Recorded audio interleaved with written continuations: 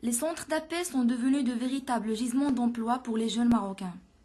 Le secteur connaît une croissance exponentielle et de plus en plus de jeunes diplômés font leurs premières armes sur le marché du travail en rejoignant un call center.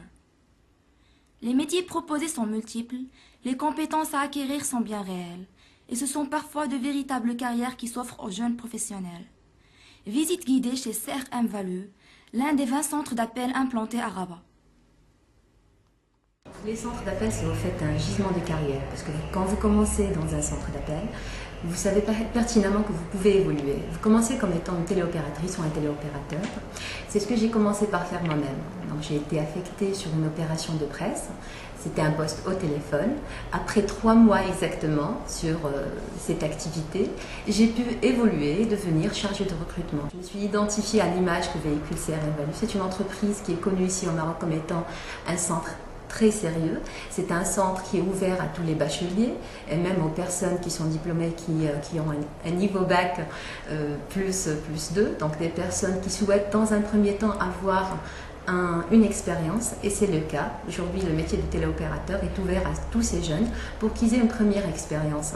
Et puis, c'est un métier aussi où la notion d'objectif est très importante. Donc cette notion, elle donne justement une certaine visibilité aux jeunes d'aujourd'hui, des jeunes qui sont diplômés et qui souhaitent connaître le monde professionnel. En intégrant justement un centre d'appel, ils intègrent cette notion d'objectif qui au fait renforce, je dirais, leur façon de voir leur avenir. Personnellement, je consulte régulièrement les sites d'offres d'emploi au Maroc. J'ai été un jour attirée par l'annonce du groupe CRM et je me suis dit pourquoi alors ne pas tenter la chance, surtout que c'était très attractif. Notre opération consiste en la prise de rendez-vous. Nous contactons les gens, que ce soit chez eux ou à leur lieu de travail. Nous leur proposons de les faire bénéficier des études fiscales personnalisées afin qu'ils aient une vue d'ensemble sur les opportunités légales qui s'offrent à eux en ce qui concerne l'optimisation fiscale. Personnellement, les satisfactions que j'ai pu en tirer, je dirais surtout une fluidité linguistique, ainsi que ce travail me permet d'acquérir des compétences qui me permettent de me faire perfectionner et sur le plan professionnel et sur le plan personnel. Alors nous avons plusieurs types d'activités et en fonction des activités, en fonction des besoins sur telle ou telle activité, donc nous recrutons les personnes adaptées à telle ou telle activité.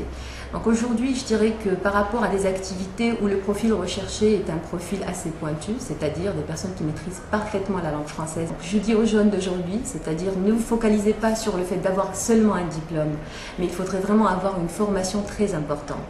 Donc quand je dis formation, ce n'est pas seulement le fait d'acquérir des techniques propres au domaine qu'on a choisi, mais plutôt de se centrer sur le tout, c'est-à-dire sur le fait de recevoir des informations en langue française. Donc il faut parfaitement connaître cette langue, aussi bien à l'oral qu'à l'écrit.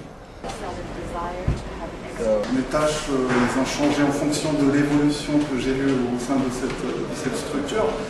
J'ai démarré en tant que téléacteur, donc ma tâche consiste effectivement à passer des appels en émission, à vendre des produits, à prendre des rendez-vous. Ceci dépend effectivement de la nature des activités sur lesquelles j'ai travaillé. J'ai évolué et j'ai assumé la responsabilité de chef d'équipe, donc ma mission était de gérer une équipe composée de téléopérateurs, donc les gérer tant au niveau du suivi qualitatif et quantitatif, donc, et aussi reporting dans ce sens. Aujourd'hui, j'occupe le poste de responsable de production. Donc, ma mission consiste à gérer des chefs d'équipe,